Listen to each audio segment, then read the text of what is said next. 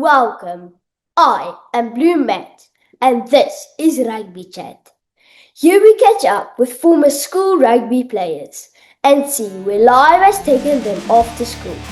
Today we chat to Bernard de Toey. Welcome to Rugby Chat. It's great to have you with us. Baie dankie Matthie, is 'n baie groot voorreg om hier so te wees saam met jou. For those who do not know you, quickly introduce yourself and take us back to 2025. What team and position did you play?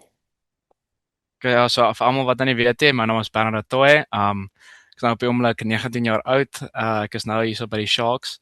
Maar ja, laas jaar was ek in Battle Boys gewees. Ek het 2025 vir die eerste en tweede span rugby gespeel en ek het albei loskop en vaskop gespeel, maar die meerderheid van my tyd op loskop gespandeer. How did you end up playing with the Sharks? So vir die Sharks eintlik, was dit soos die Sharks was oorspronklik my eerste keuse gewees, as ek al dit so kan sê. Ek is oorspronklik van Rustenburg af in die Noordwes. Yeah. So ek was eintlik Bloubulle toe gegaan het, glo dit of nie. Ek is eintlik nog nie reg nou meer nie, maar ek was altyd 'n Bloubull gewees in my hart. Al het ek daar so in die WP gebly. So ja, ek wou altyd eers na hulle toe gegaan het, maar toe het ek en my agent bietjie gesukkel om plek te kry daarso en vir my 'n kontrak te kry. Maar toe gelukkig toe kry hy vir my 'n kontrak by die Sharks en dis ook te danke aan die kontakte wat natuurlik wat boys en die coaches van boys af goed weet hulle het met die Sharks wat my gehelp het om my posisie daar so te kan sekeer vir hierdie jaar. So ja. Het jy altyd vir die Bloubulle geskree of het jy toe oorgeskakel na Stormers?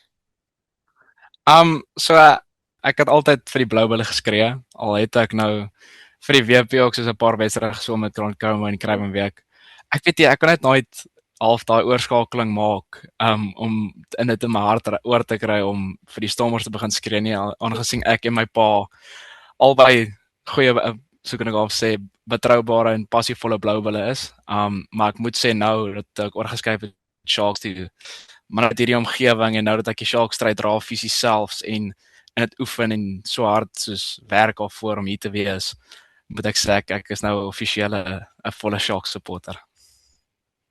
What was the biggest challenge from moving from Paarl to Durban? Ek moet sê my grootste challenge was definitief gewees om die afstand tussen my en my familie. Omdat ek in 'n familie van 7 is, was dit nogal soos ek was altyd baie te doen gehad met my familie en ons altyd alles saam gedoen en alles en ek het 'n tweelingboetie moes ook. So elke keer as ek en hy na nuwe goed aangepak het in ons lewens, was dit altyd ek en hy wat saam was en mekaar gehad het. So dit was nogal 'n challenge gewees om hierdie nou op my eie vir die eerste keer aan te pak en om alleen te wees en alles, maar ja, ek dink ek sê ek vorder sover goed. Maar dit raak nogals moeilik as elke nou en dan as ek weer die familie sien om weer baie te sê vir hulle en ja, om te weet jy gaan 'n bietjie vir 'n tydjie weg wees, maar dis my opoffering wat 'n mens maar doen vir jou om jou drome te volg en om jou drome te bereik eendag. En dan ook nog 'n challenge is definitief weer diete. Dit is so humid hierso en ek weet ek kan eintlik nie soos compare teenoor Parel hitte nie, want Parel is 'n warmer plek as hierdie, maar dit voel net asof jy soos mense soos op jou lê en almal haal soos asem op jou as jy hierso is, want dit is so warm soos druk wat net hierso om jou is hierso in Durban en ek moet sê as jy oefen dan voel jy dit nogals erg, maar ek sê bly ten minste die Parel het my ten minste al beter voorberei as van die ander ouens wat nou ook hier toe gekom het. So dit is ten minste nie so erg nie, maar ek moet sê die bedompigheid en die humiditeit is baie erg. Ek hoor baie van die Sharks surf. Het jy ook dit probeer of doen jy iets anders? So heel toevallig is my kamermaat is Kai Pratt en hy's 'n baie groot surfer. Hy bly daarso in Stilbaai daarso in die Weskaap en hy surf gereeld daarso. So toe ek en hy al klaar soos voor die jaar begin het geweet ek en hy gaan kamermaat, soos ek van gesê het met my definitief leer om te surf. Ek moet sê dit is baie moeiliker as wat dit lyk. Ek het al dit probeer, maar ek kry dit nie reg nie. Ek het seker al so 7 of 8 keer al probeer surf en ek het Ek staan op en dan val ek dadelik af. So dit is regtig baie moeilik.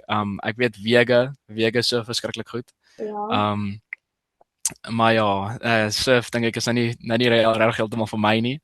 Maar ek moet sê iets wat 'n stokparkie wat ek nou baie soos van hou en baie geniet hierso is veral golf. Yes, ek speel verskriklik baie golf. Alwaar naweke as ek 'n aftydjie kry, gaan ek golfbaan toe. Ek het 'n paar van my vriende hierso wat ek nou nuwe vriende gemaak het wat ook baie van golf hou en dit baie geniet, so ek speel gereeld saam met hulle. Maar ek moet sê golf is seker ook een van die beste stokperdjies nie, maar omdat dit so duur is, maar mense offer maar 'n bietjie geldjies op omdat dit so lekker is. Are you living alone or with friends? So hierso by die Sharks, is dit hang af of jy nou gekontrakteer is of jy nou nie gekontrakteer is nie. Ek weet, al die gekontrakteerde spelers bly hierso by die stadion.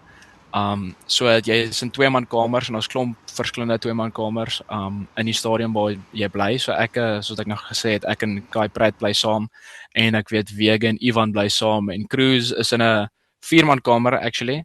Saam met 3 ander ouens. So ja, en dan weet ek ook van die as jy nou nie gekontrakteer is nie, ek weet die Sharks het ook 'n academy en hulle bly ook saam ons in die stadion, maar ander bly ook nou nie saam ons in die stadion nie. So dit hang maar net af waar jy geteken is. Dit gaan bepaal of jy in die stadion bly en of jy nou nie in die stadion gaan bly nie. What does a typical day look like in the Shark Tank? So 'n typical day in the Shark Tank, so dit begin in die oggende, waar ek persoonlik staan 6:30 op. Ander mense slaap net eers tot 7:00 toe, dan trek hulle vinnig aan en dan gaan eet hulle want ontbyt is 7:00. En dan na ontbyt het ons iets wat genoem is bulletproofing. So dis alwat waar jy strek en bietjie versterkings doen. So as dit gaan direk na ontbyt. En ek weet ook op maandag na bulletproofing het ons gewoonlik ons toetse wat ons doen. So jy het so 6 sekonde wattbike toets wat jy doen. Dit is net om te kyk hoe goed jy gerecover het deur die naweek en net sodat hulle kan sien dat jy recovery doen en dat hulle jou nie dalk ooreis nie en vir jou te veel laat oefen nie. En dan na bulletproofing in die wattbike is ons gewoonlik af vir so rukkie, behalwe as jy moet gaan strap. Hierdie aftyd, ja, dis nou vir strapping uit ingesit. Dit is gewoonlik vir so uur en 'n half, hang af vir baie mense moet gaan strap die dag. Na dit het ons dan gewoonlik dan is ons span of ons dan is die sessie opgesplit in 2 blokke. So dan die forwards het hulle units eerste.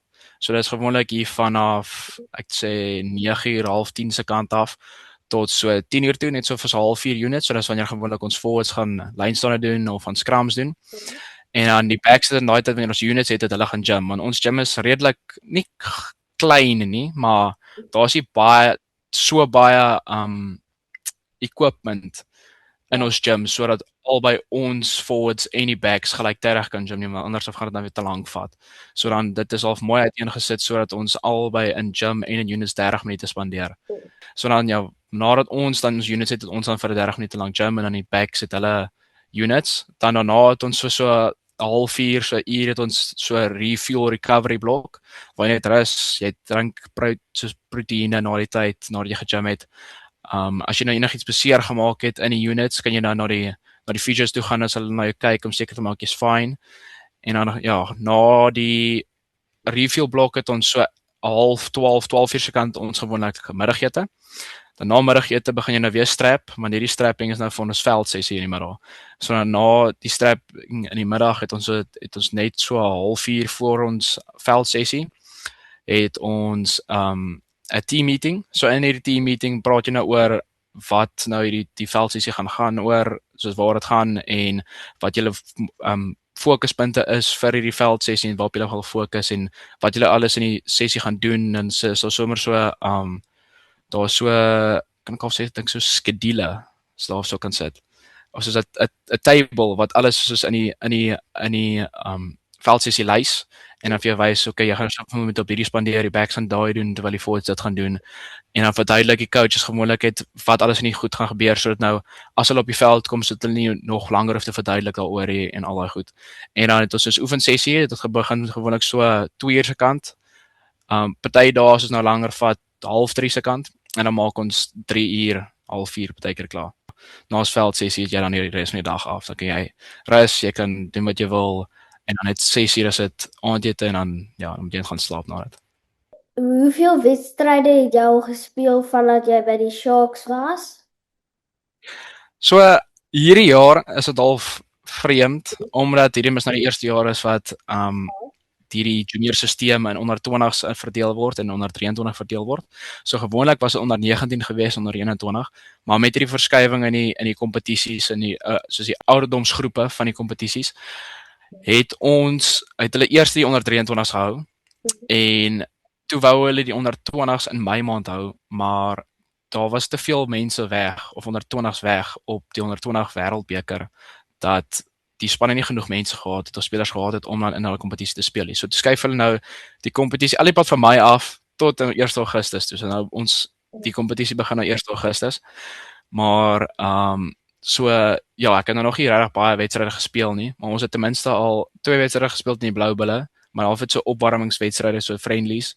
Nog 'n ding is as ons nou nie kompetisietyd is nie, dan speel jy nou vir jou klubspan hierso by die Sharks. So elke speler wat vir die Sharks speel word in 'n klubspan verdeel. Dit is soos clubs wat hier so in Durban is. So ek is by Collegians.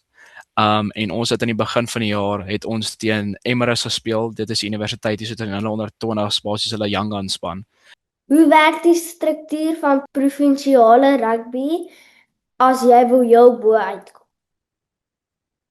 Okay, so waar ek nou is soos julle al gehoor het by die onder 20s. Maar daar's verskillende vlakke in provinciale rugby na skool vir jou waar jy kan speel. So dis nou natuurlik van die laagste vlakke af al probeer verduidelik op na die boonste vlakke toe. Van die boonste vlakke toe. So een van die lae vlakke is nou jou klubspanne. So dit is nou wat ek nou klaar verduidelik het, so ek wat vir Collegians speel. En dan daarna het jy soos jou beter klubs wat jy al vir akademies is, soos die Sharks het 'n academy, wat hulle half klubspanne is, beter klubspanne is wat nou teen ander klubspanne so SAS sal speel en ek glo teen die Rhinos is daar ook 'n hulle het ook so 'n klubspan en teen die RTA, Rugby Travel Academy. Hulle is ook soos 'n academy waar jy gaan speel, maar ek dink dit is net soos half meeste onder 20s. So dis ook nou nog 'n vlak waarin jy kan wees en dan as jy vir jou provinsiale onder 20 span, dis nou waarin ek is. So nou die Sharks het so 'n span, die Leeu's het so 'n span, die Bulls het so 'n span, Cheetahs het so 'n span en die WP het so 'n span. So basies elke provinsie in die land is so onder 20 span. En dan van onder 20 af het jy nog 'n vlakkie op. Maar wat nou meer moeiliker is om in te kom omdat die ouderdomsgroep half vergroot is. So dis die onder 23 span. So jy kan nou as jy nou direk uit skool is totdat jy 23 jaar oud is, kan jy nog vir daai span speel. So dit is half kan ek al sê om mense beter van die onder 20 setup te kry dat hulle makliker of beter en meer kan groei sodat hulle kan reg wees vir die Currie Cup. Want die Currie Cup is daar kan die beste mense wat jy kan teen Springbokke speel wat jy daarso wat jy daar teen kan speel in die Currie Cup. So die onder 23 span is of die onder 23 toernooi is net om jou reg te maak vir die Currie Cup en dan die Currie beker soos wat almal weet is die Currie Cup.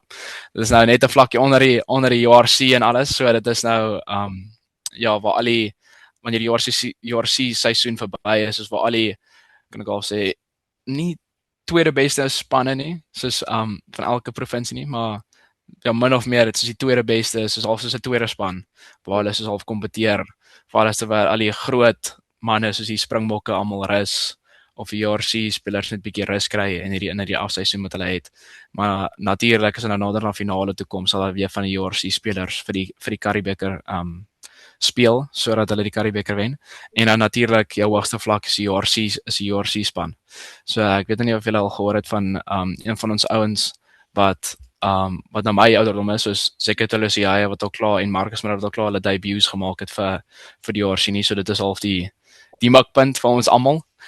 Maar dit is redelik moeilik en veral vir 'n voorryspeler of 'n forward en dan nog 'n voorryspeler daarvoor by die stitte is dit moeilik omdat 'n mens hoe ouer jy word groter en sterker is en dat die gap net van hoe sterk die mense op my vlak is en hoe sterk die mense op die JRC vlak is net al klaar so groot is. Ja, vat dit nogal 'n tydjie om daar uit te kom. Watse posisie speel jy nou? So nou speel ek vaskop, dis ons nommer 3 hier so by die Sharks waar ek gewoonlik of die meerderheid van my rugby loopbaan op laerskool gespeel het. Veral op nie laerskool nie, op hoërskool vir die eerste en tweede span het ek laerskool gespeel. Watse posisie het jy gespeel in laerskool? So in laerskool het ek 'n paar posisies gespeel. Meer as wat ek nou gespeel het. Ek het eers begin in graad 4, kan ek nog onthou, ek wou altyd 'n 8ste man gewees het. En toe hulle nou graad 4 vir jou vra, nou ken watse posisie wil jy speel of hulle sê mos eintlik vir jou nie hulle vra nie eintlik vir jou, hulle sê eintlik meer net vir jou. Hulle kyk van hoe jy lyk en dan sê hulle okay nee, die ou lyk vir my asof hy hierdie posisie speel, die ou lyk vir my asof hy daai posisie speel.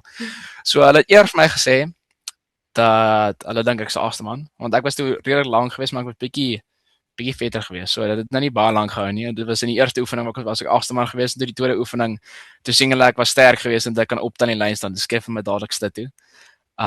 So toe op graad 4 en graad 5 was ek stit geweest en toe op graad 6 toe het ek ook langer geword. Toe het hulle my eers op slot gesit vir so 'n paar weke en toe in middelgraad 6 middelgraad 6 toe skuif hulle vir my ek dink eers vaskop toe en toe graad 7 toe skuif hulle vir my weer laerskool toe. You weren't always in the starting 15 of the first team, but you were an important part of the first team squad, especially as a bomb squad player. Can you explain to us what your role was? So my rol soos wat ek en meneer Rasmus ook altyd laas jaar gepraat het daaroor was, maar net om so groot as moontlike impak te bring op die wedstryd wanneer byvoorbeeld ek en Cruz en Christian altyd opgekom het vir die eerste span. So ons het gepraat daaroor begin van jaar kan ek nog onthou laas jaar met die hele ding oor die Bomb Squad en want ons het albei meneer Rasmus het gesien ons het albei vir albei spanne eerste en tweede spanne baie goeie en sterk voorry gehad. En net overall het eintlik voorspelers gehad. En ons het baie goed geskraam en alles en toe het meneer Rasmus het gesien Janie hy dink as hulle 'n bomb squad kan maak. En dit ons het met dit begin teen Rondebosch en ek kan onthou hy het gesê ons net hy gaan ons voor halftyd gaan ons opsit. Maar hy het nog altyd gesê die belangrikste tye in 'n wedstryd is die begin van die wedstryd en net so voor halftyd, net na halftyd en in die einde van die wedstryd. So hy het vir ons altyd ons bomb squad spelers net voor halftyd opgesit, want dan is die mense wat nou natuurlik begin het is nou klaar weer moeg. So dat hulle wanneer die begin van die wedstryd baie goed kan speel en 'n goeie impak kan maak, dan wanneer hulle moeg word nou voor halftyd haal hulle vir hulle af en sit hulle vir ons op ons dan weer 'n groot impak kan maak. Dan is ons halftyd en dan net na halftyd maak ons dan weer 'n groot impak. En dan haal hulle weer vir ons af sit die beginspelers op. So vir my rol spesifiek in die bomb squad was om scrum penalties te wen. So veral in die scrums was my rol baie groot geweest en net om fisies te wees wanneer ek opkom, wanneer ek bal dra, wanneer ek tackles maak en om net ook ek kan nog onthou het ook altyd tog ons baie vir ons gesê laas jaar val vir my en vir Cruz is om net kalmte te bring, maar ook om energie te bring met dit by, soos 'n calm energy net by te bring en die mense te motiveer en om net weer daai energie net voor halftyd te bring sodat ons dit nog so 'n paar drie kan trek net vir halftyd sodat ons die spanne kan bære. So ja, dit was meestal my rol geweest. Many young players think that if they aren't in the starting 15, they will never reach the next level. Your journey proves otherwise. What message would you give to those players? So my boodskap vir daardie spelers gaan dit wees ons net altyd hard werk. Moet nooit moed opgee nie. En want soos ten minste nou dat jy in die tweede span is daar 'n ou wat beter as jy is. So jy kan altyd jouself druk en hom half gebruik om jouself te meet sodat jy elke liewe dag by oefening het beter en beter en beter so streef om beter en beter te wees. En as jy in die dag in die eerste span kom, dan moet jy net nou nie half omdat jy mos nou dan die beste is, nou nie kan ek al sê jy gaan vir iemand anders moet kry dan om half jouself mee te meet. En om dan net ook om dit jou doelwitte en goed en daardie persoon moet ook realisties wees. So jy kan nou nie as jy byvoorbeeld ek is myself teen 'n Springbok klaar wil meeteen, want dit is bietjie onrealisties. Maar ek moet sê die grootste ding wat die my belangrikste boodskap sal net wees is net vertrou net in die Here. Hy het 'n plan vir jou en hou net aan hard werk want jou geleenthede sal kom en die Here het 'n plan vir jou en hy het klaar vir jou geskryf. So jy moet net aanhou vertrou in hom en dan sal hy vir jou op die regte pad sit. Wat het SA skole vir jou beteken? SA skool het vir my regtig soos baie beteken, maar toe ek nou dit al speel en ek het nie die beste wedstryd gehad regtig in SA skole nie. Toe het ek ook met weer eens agtergekom dat na die tyd het ek eintlik so baie moet worry oor of ek nou goed of sleg gespeel het en dat eintlik net 'n baie groot blessing is dat ek dit kon gemaak het want dit was deur baie jare se harde werk en sweet en vasbyt en al die goeie coaches wat saamwerk om jou te verbeter en jou spanmaats wat jy druk. Dis dit al daai memories en al daai tye net wat saamgekom het in een en dan kry jy daai geleentheid wat die Here vir jou mee seën. So dit is regtig iets baie spesiaal gewees, maar op die einde van die dag moet jy ook weet dat dit 'n seën is om dit te kry. So jy moet net dankbaar daarvoor wees. What school rugby memory stands out the most? Sure. So die school rugby memory wat my die meeste uitstaan sal soos as jy dan vir enigiemand wat laas jaar in die span was, sal jy seker weet sal daai wen wees oor Parelgem laas jaar om eers in die land te kom. En veral om agter te wees met dink dit was 5 minute oor gewees en om dan terug te kom en dan nog te wen voor 20,000 mense en vir jou skool en vir jou familie en jou vriende. Dit is regtig iets baie specials en 'n beskrywing wat jy nie 'n gevoel wat jy eintlik nie kan beskryf nie.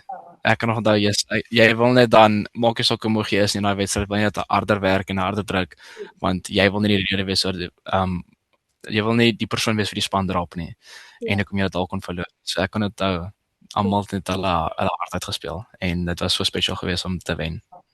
Who made the biggest influence in your life during your school rugby years?